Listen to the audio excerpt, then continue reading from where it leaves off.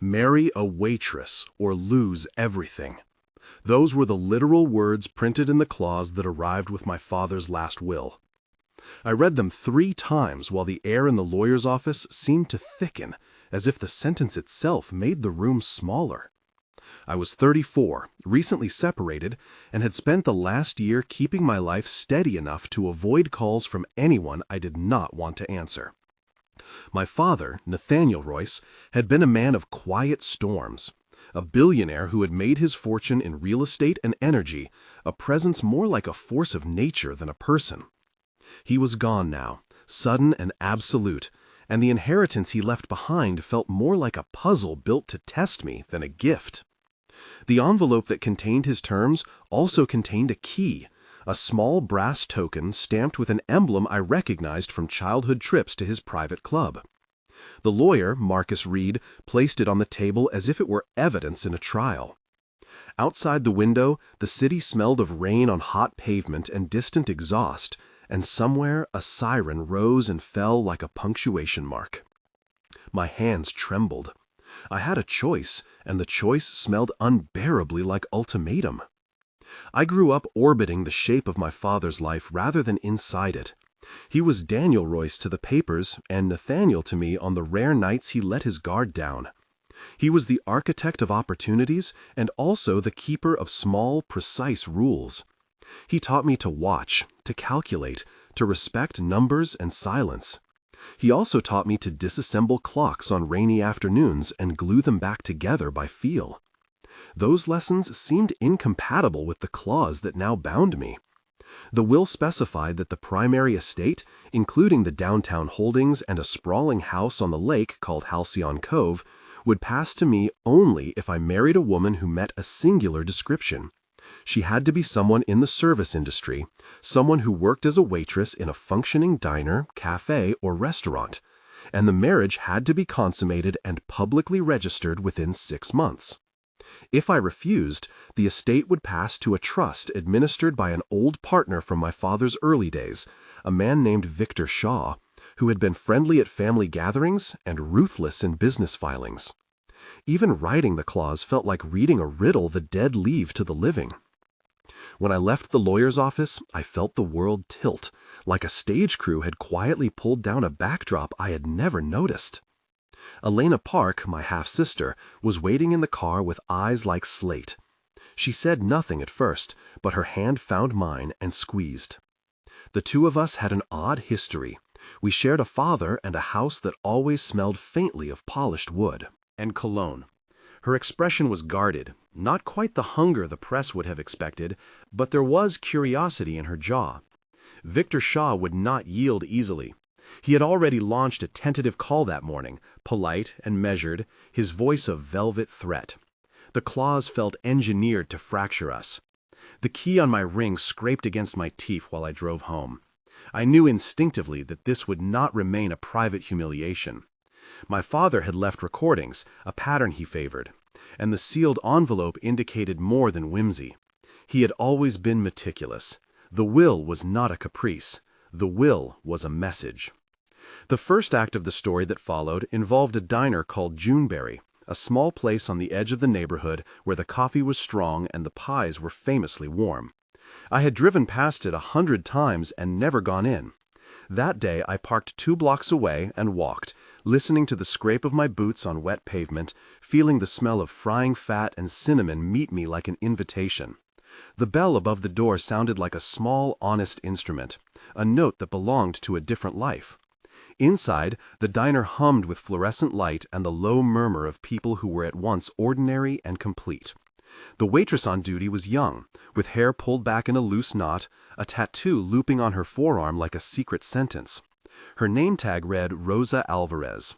She moved with a competence that made the place breathe. Plates slid and clattered, orders arrived on time, and she handled a spilled coffee with the sort of unremarkable grace that comes from necessity. I sat in a corner, watching the way she tilted her head when a regular told a joke, the way she wiped a lipstick smear from the rim of a glass with a practiced thumb.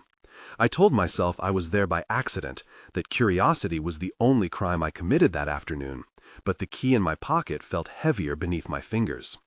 Rosa noticed me before I spoke. She carried a tray laden with eggs and toast and an apology for a delay, and she said, "You look like you could use more coffee," like it was an observation, not a question. I answered with something made of half-truths. Our conversation bent around small things first. She said she had worked at Juneberry for 5 years and had no plans to leave. She said she liked the way the light fell across the counter in late afternoons. She said she was saving for a mechanics course and a better life. The exchanges between us were quick, precise, then softer, as if her words were a kind of thread. "Why are you here, looking like you lost something important?" she asked, leaning on the counter, as if the world beyond the diner did not exist for a moment. I told her a version of the truth and left before she could ask anything I did not want to answer. Her name lodged in my mouth like a stone I could not swallow entirely. The sensory richness of the diner stayed with me. The salt of fries, the heat of the grill, the metallic tang of the sugar dispenser, the bruised blue of early evening light through glass, the smell of lemon oil on the counter, the roughness of the booth vinyl under my palm. I realized then that the clause had an absurd requirement and that the absurdity was the point. Backstory can be a slow revelation, and I will tell you mine in the way it felt instead of the way it reads on paper. I had been raised to believe the world was a set of puzzles, each solvable with patience and the right leverage. My mother left when I was small, a quiet woman named Mary Ann Chen who preferred the sea to the enamel of suits and boardrooms. She taught me to listen to music as if it were architecture. My father taught me to measure sunlight on a ledger. Between them, I learned to survive emotionally with a ledger and an ear. I worked in my 20s at a small gallery where I curated shows of painters who painted things nobody else would understand. I learned to appreciate the slow accumulation of small truths. The gallery paid an exposure and precise unpaid hours. It did not prepare me for clauses or families that weaponized their love. When I was 29, I made a choice that felt like freedom. I stepped away from the gallery to launch a small nonprofit to support creative workshops in underserved areas. It was noble and ragged and taught me I could manage without my father's money. When he grew ill, we reconciled superficially, attending dinners where our hands never fully met and speaking as if we shared an agreed lexicon of grief. By the time he died, our conversations had become mostly records of logistics. The will that bound me with marriage as a condition felt like a verdict in a case he had been preparing for years. My backstory involves the constant strain of wanting to be loved for who I was rather than for the accounting of me. It involves the taste of coffee on 4 a.m. drives, the texture of canvases under my fingers, the ache of goodbyes, and a stubborn belief that promises left by the dead could be negotiated by the living. The recordings he left were the next portal into his motives. I received a locked hard drive inside a matte black box with no label except for my initials. The letter inside was in his hand, more precise than any signature, with sentences that read like blueprints. He wrote that he wanted to ensure certain parts of his life were protected from predators disguised as heirs and partners, and that he wished to teach me the art of choosing differently than he did. He did not confess to malice. He confessed to fear and derby-age practicalities. He recorded 10 videos in a span of months before his death. His face caught in frames where light cut across the curve of his cheekbone, the timbre of his voice thin and direct. In the first video, he said, "If you're watching this, then I am gone and you have choices." He spoke about trust and vulnerability and a name that I had not known to exist until then, Rosa Alvarez, the name of the woman who waited tables at Juneberry. He did not tell me to marry her exactly. He dared me instead with a clause that would make the choice unavoidable. The first viewing felt like reading a private confession in public, the room filling with the dry crackle of the drive, as if each click were a second chance offering itself up. The video smelled, in my memory, like the paper of old receipts, like dust stirred from a shelf, like something ancient and final. It made me want to watch every frame again, and also to destroy the drive. Instead, I copied the files to a backup and watched the second tape, where he offered a map of his relationships like a military strategist charting supply lines. The first confrontation came sooner than I expected. Victor Shaw, with his calm voice and polished silk scarves, filed an objection to the will on the grounds that the clause was capricious and perhaps legally unenforceable. He claimed that the condition was an attempt to manipulate, and that the trust I might inherit was vulnerable to undue influence by a person with motives for personal gain, in this case a waitress newly introduced to me by name. He hired a lawyer named Daniel Cole, who made crisp arguments about intestacy law and precedent. Marcus Reed, my lawyer, was blunt and loyal in a way that tasted like relief.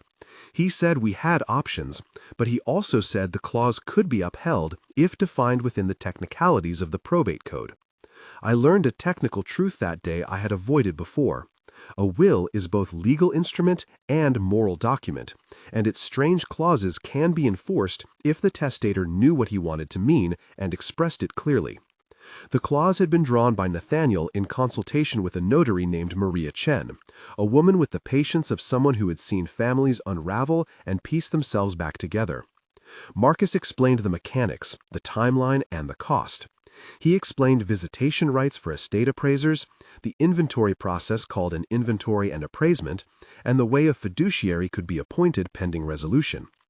His explanation of probate and the conditional bequest was precise and lasted about 300 characters in my memory as a compact description of procedure that felt almost clinical.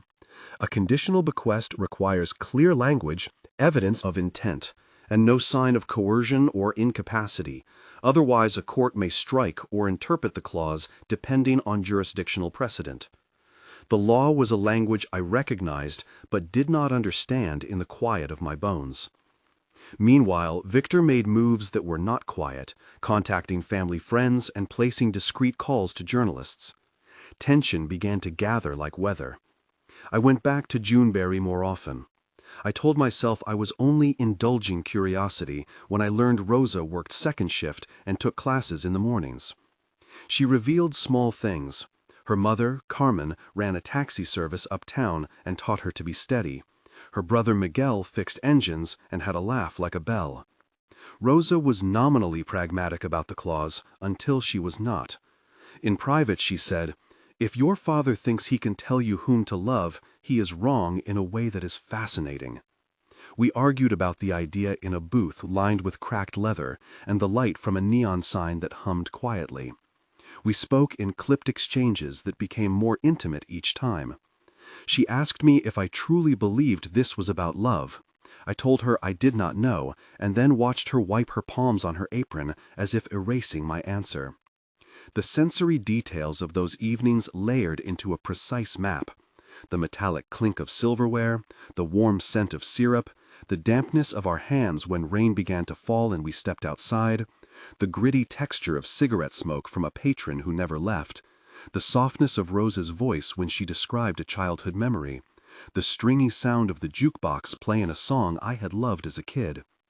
Each description anchored me more to the reality that the clause was not only a legal hurdle, but a pressure that could change how I saw myself. We built a quiet coalition. Marcus Reed introduced me to a probate specialist named Judge Hernandez, who agreed to speak hypothetically about the enforceability of eccentric clauses without commenting on an ongoing case. A forensic accountant named Professor Langley ran numbers on the estate and discovered irregularities in some transfers that suggested Nathaniel might have been protecting assets from a corporate partner he distrusted. Maria Chen, the notary, remembered specific meetings where Nathaniel insisted on explicit language. Elena Park wavered between advising caution and urging action. My friend and gallery colleague Annika Desai sat with me for hours and painted what she called the emotional geometry of the situation in charcoal sketches. She would later testify about the changes she witnessed in me during the 6 months that followed. I named these people aloud to myself so that they would be real allies, not just ghosts in a will. The presence of others changed the nature of the pressure. It no longer felt like a private humiliation, but a public theater. Victor planted a story in a business column about eccentric billionaires and their wilder bequests, and suddenly strangers had opinions about my romantic prospects. Rosa was not spared the public days. Rumors and a photograph taken through the diner's back window spread like spilled coffee. A key scene unfolded in a conference room more sterile than a confession. There were 10 of us around a long table: myself, Elena, Marcus, Victor with Daniel Cole, Maria Chen, Judge Hernandez in an observational role, Professor Langley, Annika, and Rosa. The dialogue in that room was dense and precise, the sort of exchange that demands more than glancing comprehension. The conversation began with Victor stating his objection and ended with something like a ceasefire for the moment, but between them, words struck like measured blows. I will reconstruct the exchange to capture its cadence and its texture. Marcus started. The clause is unusual, but the language is unambiguous. Daniel Cole countered. Ambiguity also lies in the intent and the context. Courts examine whether the testator possessed capacity and whether there was coercion. Victor intervened. This entire arrangement reeks of manipulation, and you know it. Elena said softly, "He made his own choices in life. Perhaps this is his way of teaching his child to see outside our world." Rosa, who had been quiet and observed, finally spoke. "I have no wish to be anyone's pawn. I go to work and I care for people and I try to do things right." Professor Langley added facts about asset distribution. Annika said something about moral responsibility. Maria Chen explained notarization procedures, saying, "A notary verifies identity and witnesses signatures. The content is the writer's responsibility." Judge Hernandez explained in neutral tones how a judge might consider the clause. I asked, perhaps too bluntly, "Was he trying to hurt me?" Marcus answered, "I think he wanted to jolt you into a moral experiment." Daniel Cole replied with a cold rhetorical question, "Or he made an error in judgment that benefits a third party." The room smelled of brewed coffee, paper ink, cologne, and the faint floral notes of someone wearing perfume. The sensory details of the room were as alive as the words spoken. The exchange had the length and density of a small play, and included more than 10 turns of dialogue, each exchange raising the stakes. Legal maneuvers multiplied. Victor filed motions to examine the drive and to depose people who appeared in the videos. Marcus filed counter-motions, asserting the clause was a valid exercise of testamentary freedom and that any intent to harm me would be contradicted by the pattern of gifts Nathaniel had made in the past. I learned the mechanics of transcription, of chain of custody for digital evidence, of how a court orders a forensic imaging of a hard drive. The technical explanation of the forensic process is concise and practical. A forensic imaging creates an exact bit-by-bit copy of a drive to preserve metadata and timestamps, preserving evidence for legal review while preventing alteration. And this image is then hashed to confirm integrity. Those words felt like armor. We also filed for a limited hearing to define whether the clause could be temporarily enforced while disputes were resolved. The judge agreed to a provisional order that neither vested the estate fully to me nor handed it to the trust. It was a bureaucratic pause that felt like being held in the eye of a storm. As the court dates approached, my father's videos became my strange compass. In one, he guided me through a story about a diner he once visited in a city where he pretended to be poor for an afternoon. He described the way a waitress handled a tray with a kind of reverence. He spoke about conversations he overheard there, about laughter and fragile human dignity. He explained, in a voice that trembled with something like apology, that he wanted me to meet people unlike those he knowingly put around me. He said he feared I had grown accustomed to polished surfaces and would benefit from a lesson in ordinary courage. The tapes were not simple. They contained memories, instructions, regrets, and a deliberate attempt to unsettle. Watching them, I felt both closer to him and more alienated. There was tenderness and also a peculiar cruelty. The recordings forced me to reckon with choices I had not known I needed to make. One of the central tensions was the relationship between public perception and private truth. A business reporter named Julian Price called asking blunt questions, as if curiosity were a civic duty. My half-sister, Elena, took a conservative approach, advising negotiation and slow moves, quietly fearing that a public marriage could be construed as a stunt, while Annika urged me not to perform life to satisfy a clause. Marcus advised caution and careful documentation of every step if I were to consider the marriage route. Rosa, who had become a complex presence in my life, insisted that any decision must be her own as well. You cannot proposition someone with a clause without telling them the truth, she said, eyes steady in an afternoon where the diner smelled of bleach and coffee, and the back room hummed with the refrigerator. The sensory detail of that conversation remains vivid. The cool air of the kitchen on my neck, the soft clatter of teaspoons, the bitter tang of espresso, the flaking paint on a service door that someone had painted over 3 times, the feel of a receipt between my fingers. Those details anchored the moment and made it harder to view people as props. I will not pretend the following choice was easy. I could have litigated until the paint peeled from the courthouse walls. But litigation promised years of attrition and bore the threat of leaving me with nothing but legal bills and a hollow victory. The clause had, oddly, achieved its purpose. It had pushed me into a moral theater where choices mattered. Rosa and I had become uncomfortably public. We had argued, yes, with 10 or more exchanges that ranged from accusatory to tender, each one laying bare desires, resentments, fears, and laughter. She asked me whether I loved her. I asked whether she trusted me. She laughed vocally at the absurdity of it. She said, "Love is not a transaction. If you were trying to buy it with a clause, you might find it cheapened." I said that perhaps all of life felt like a negotiation sometimes. The diner air was thick with the smell of fryer oil and the sweet undercurrent of pie filling as we argued. Those scenes were sensory rich and emotionally blunt. We chose a middle path.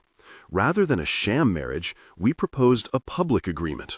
We would marry and then immediately put a legal structure in place that protected Rosa from claims and shielded the estate from any appearance of impropriety. Marcus helped draft a prenuptial structure and a trust clause that ensured Rosa would have a life interest but not become a mere conduit for asset transfer. Maria Chen notarized documents.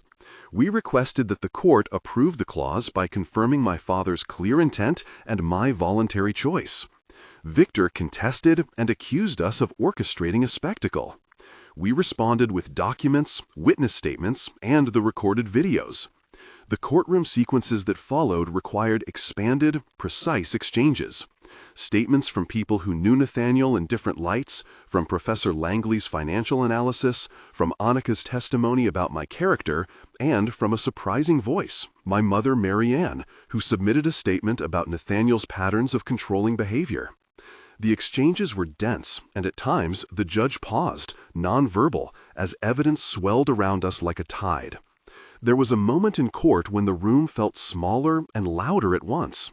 Marcus and Daniel argued points of law, Victor sat impeccably upright with his hands folded, Elena watched me with a small mouth, and Rosa sat uneasily as the world turned its gaze toward her. Julian Price sat in the press gallery with a notebook. I had 12 people testify in support of our interpretation, and also to confirm that Rosa had not been coerced and had made her choices intact. The judge listened and then issued a ruling that felt like both partial victory and a request for careful rebuilding. He found the clause to be valid as written and confirmed my right to accept its conditions, emphasizing the need for clear consent and the absence of coercion. The ruling allowed us to proceed while preserving avenues for future challenge if evidence of coercion or incapacity emerged.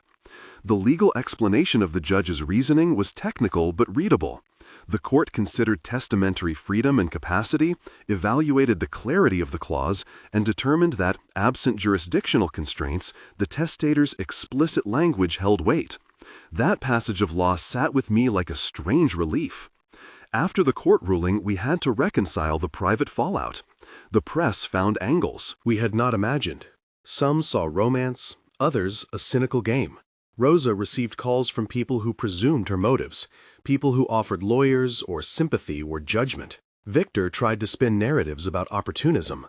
Elena and I navigated a conversation that would have been easier if old resentments had not layered over new doubts.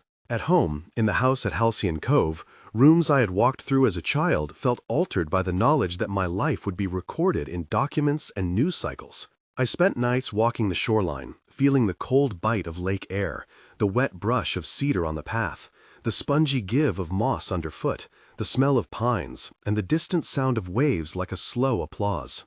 Rosa and I negotiated a life that was partly chosen and partly imposed. Our vows were honest and awkward and included promises that were real, to respect each other, to be transparent, to refuse to be proxies. The wedding was small, a legal ceremony in the municipal building with a handful of witnesses and a pot of coffee at dawn because Rosa had worked the night shift. Maria Chen witnessed the signatures with an impartial smile. Reconstruction began in the aftermath like careful masonry. We established a protective structure for Rosa and created charitable initiatives in my father's name that honored the parts of his life that did not feel weaponized. We created a foundation that supported vocational training for service workers, funded by a portion of the estate that was designated in trust. Annika organized an exhibition about labor and dignity and used the gallery to raise awareness. Professor Langley oversaw transparent financial reporting. Victor found his influence diminished as the public narrative shifted from scandal to a complicated story of restitution and public good.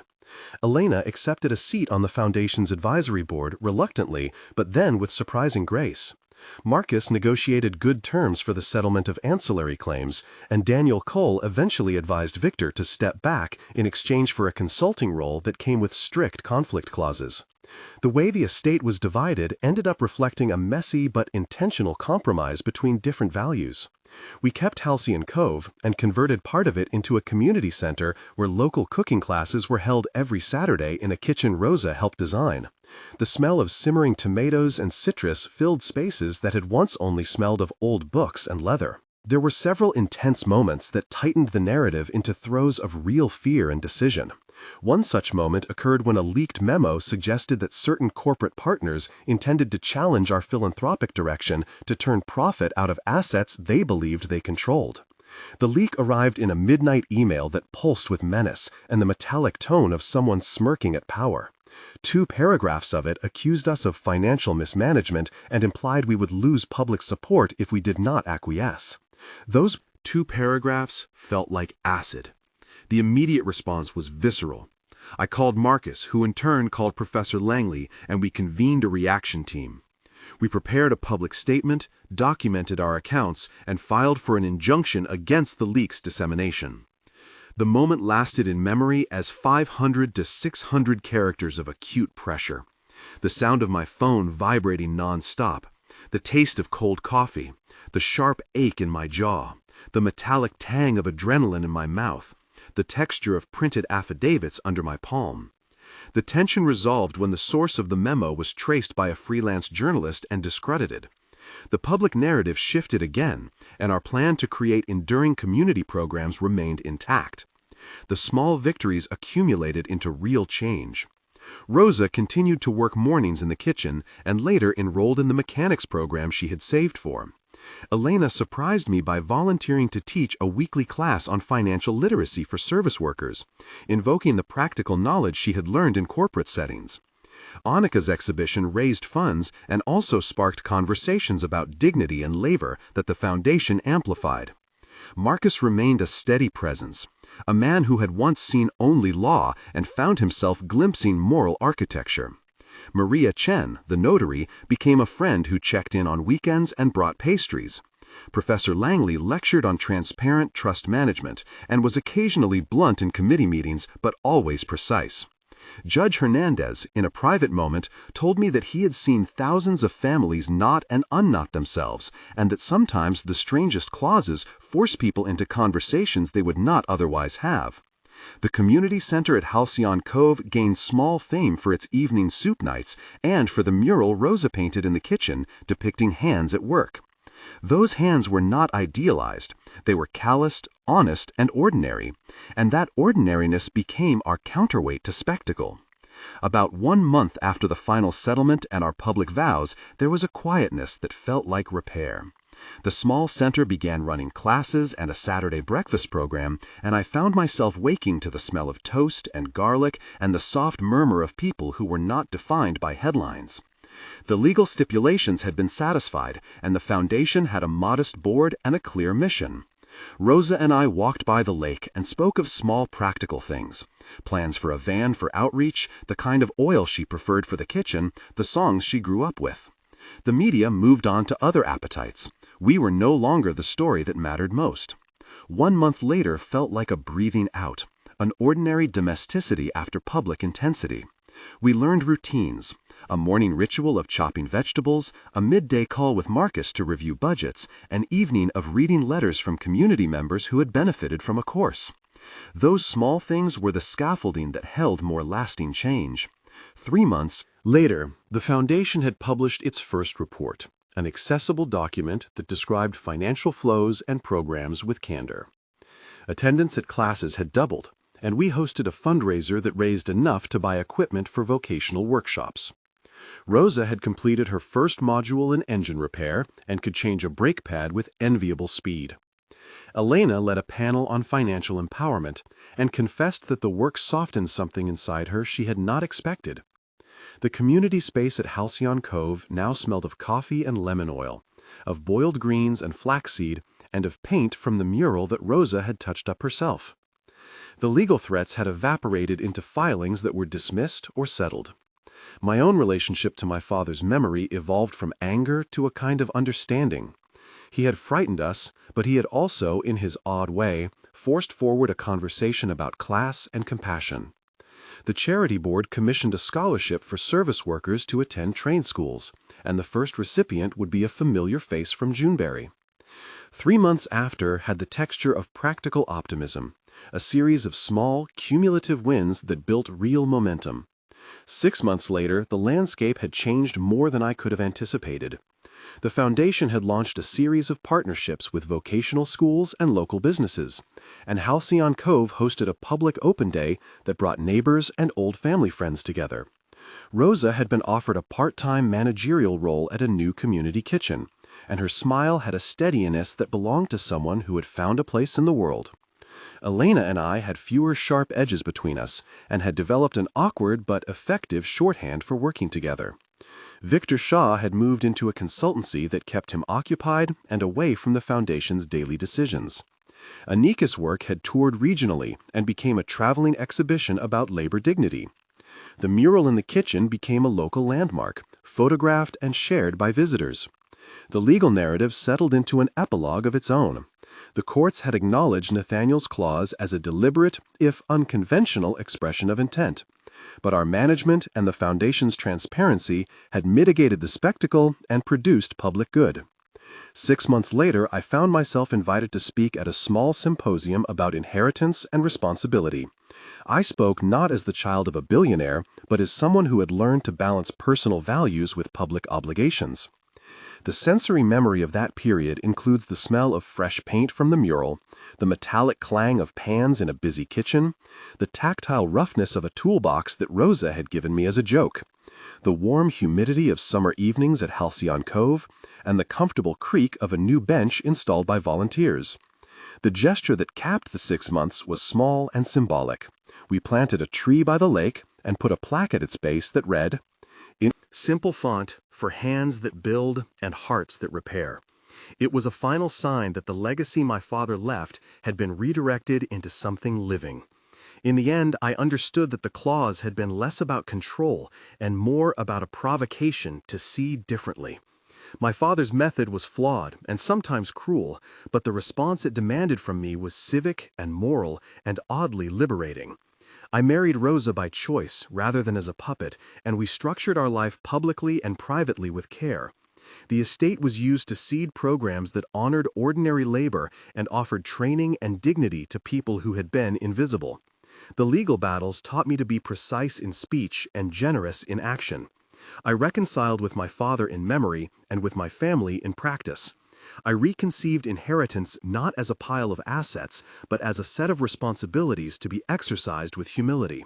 We kept Halcyon Cove as a site of public good and personal repair. We did not erase the past, but we repurposed it. If you were in my place and inherited a conditional will that required an unexpected marriage, would you sell the estate to escape the spectacle? Or would you investigate and find a path to keep both your integrity and the assets at work for others? Tell me in the comments. Start your answer with sell or investigate so we can see where this community stands. Your experiences matter because many people deal with power and family and the shape of legacy in quiet ways. Sharing helps us understand the choices people make when money and love collide. Now, come back with me to that day in the diner when the bell chimed and everything first began to change. Months later, in private moments far from courtrooms and headlines, I still watched my father's videos. I watched them to understand intention, to wrestle with the man who raised me and frightened me, and to learn a vocabulary for forgiveness. I also watched because his recordings were raw moments of his self that no amount of corporate cleanup could sanitize. There were scenes where he laughed at himself, confessed to petty jealousies, admitted to vulnerabilities that had made him fear the world. Those admissions became a ladder for me to climb down from resentment into something like compassion. Rosa painted in the community kitchen on Thursdays and taught kids to make bread the way her grandmother did. Elena programmed the literacy program. Marcus Reed learned to garden. Annika organized shows. Maria Chen moved to a small cottage and brought pastries on volunteer days. Professor Langley kept us honest, and Judge Hernandez smiled at the mural every time he visited. We made a choice to turn a clause that could have been an act of cruelty into a platform for dignity. The gesture, final and symbolic, that sealed our intention was small and shared. On the one-year anniversary, my father's death, we hosted a public meal at Halcyon Cove, where everyone who had been part of the story cooked and ate together, and we placed the key that had been in the envelope into a case in the community room where it would be a reminder of how fragile legacies can be and how resilient people are when they come together. Thank you for listening to this story. If this account resonated with you, subscribe and join a community that talks about difficult inheritances, public accountability, and the ways small acts can change a legacy.